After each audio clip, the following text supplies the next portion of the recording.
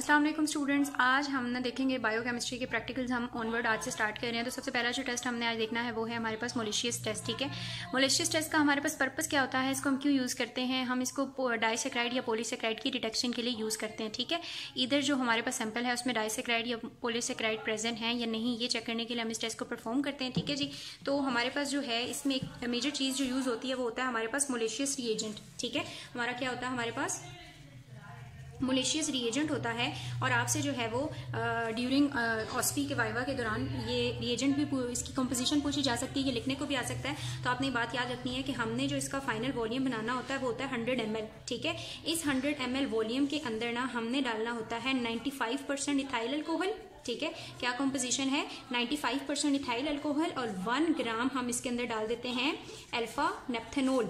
1 ग्राम इसमें क्या डाल देते हैं, अल्फा नेप्थेनॉल। ठीक है, तो ये हमारे पास मोलिशियस रिएजेंट की क्या है कंपोजिशन, 95% इथाइल अल्कोहल, 1 ग्राम अल्फा नेप्थेनॉल। ठीक है जी, फिर इसके बाद हम आ जाते हैं कि इस टेस्ट का हमारे पास प्रिंसिपल क्या है। हम इसकी क्विक रिवीजन करें तो हम जरा इसको जरा स्पीड से लेके चलेंगे। हमारे पास इसका प्रिंसिपल ये होता है कि हम सबसे पहले फॉर एग्जाम्पल हमारे पास क्या है ये हमारा सैंपल है। ठीक है, हमें नहीं पता कि ये इसमें डाइसेक्राइड है या पॉलीसेक्राइड है या नहीं है, हमारा ये सैंपल है। इस सैंपल में हम क्या डालेंगे, कंसंट्रेटेड H2SO4।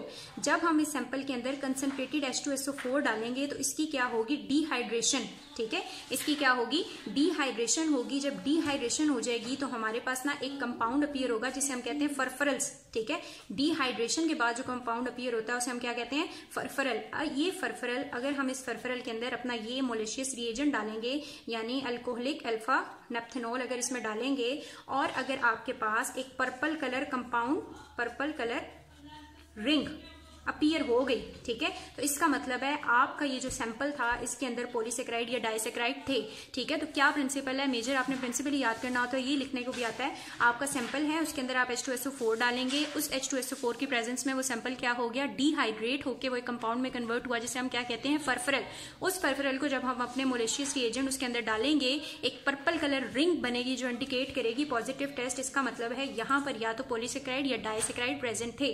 ठीक है जी, इस डिहाइड्रेशन से वो मोनोसेक्राइड में कन्वर्ट होते हैं और मोनोसेक्राइड में कन्वर्जन के बाद उनकी डिहाइड्रेशन की वजह से वो किस कंपाउंड में आ जाते हैं, फरफरल में आ जाते हैं। ठीक है जी, इसके बाद आपका सिंपल सा यही होता है, इसका प्रोसीजर ये होता है कि आपने 2 ट्यूब्स लेनी है। ठीक है, आपने 2 ट्यूब्स लेनी है।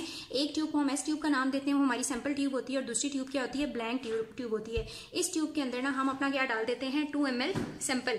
जिस सैंपल में हमने ये चेक करना है कि हमारा इधर वो उसके अंदर मोनोसेक्राइड या पॉलीसेक्राइड है या नहीं, वो 2 ml हम इसमें सैंपल डाल देते हैं। जबकि इसमें हम कुछ भी नहीं डालते, डिस्टिल्ड वाटर डाल देते हैं। ठीक है, इसमें हम क्या डालते हैं, डिस्टिल्ड वाटर डाल देते हैं। उसके बाद हमने क्या करना है कि इन्हीं दोनों ट्यूब्स के अंदर हमारा जो क्या है मोलिशियस रिएजेंट है उसके ड्रॉप्स ऐड करने हैं।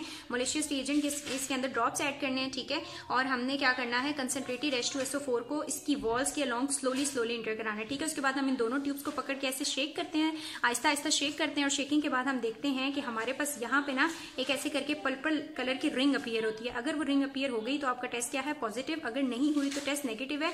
और ये नेगेटिव टेस्ट जो है हमारे पास ब्लैंक वाली ट्यूब शो कर रही होती है, क्योंकि इसमें तो हमने कंपाउंड डाला ही नहीं था, इसमें सिर्फ डिस्टिल्ड वाटर था, तो यहाँ पे कोई भी रिंग अपीयर नहीं होती हो। ये आपका सिंपल सा मोलिशियस टेस्ट था आपके पास। ठीक है जी, इसका प्रिंसिपल बस आपने याद रखना है कि डिहाइड्रेशन के बाद वो फरफरल में कन्वर्ट होता है, फरफरल कंडेंस हो जाते हैं, और आपके पास क्या आ जाता है, पर्पल कलर रिंग आ जाती है, जो आपको क्या रिप्रेजेंट करती है कि आपके सैंपल के अंदर डाइसेक्राइड या पॉलीसेक्राइड प्रेजेंट थे। ठीक है, और बाकी आपने बस यही याद रखना है कि जब आप यहाँ पे डाल रहे होंगे कंसंट्रेटेड H2SO4 की वॉल के साथ, तो उसको स्लोली डालना है, और उसके बाद रिंग की फॉर्मेशन के फौरन बाद आपने जो शेकिंग थी वो रोक देनी है। ठीक है, क्योंकि ज्यादा शेक करने की वजह से उस रिंग की शेप जो है वो इफेक्ट हो सकती है। एक सर्कल कलर की पर्पल रिंग आपके पास अपीयर होती है। तो ये आपका बड़ा इजी मोलिशियस टेस्ट था जिसको हमने चेक किया फॉर डिटेक्शन ऑफ पॉलीसेक्राइड और डाइसेक्राइड।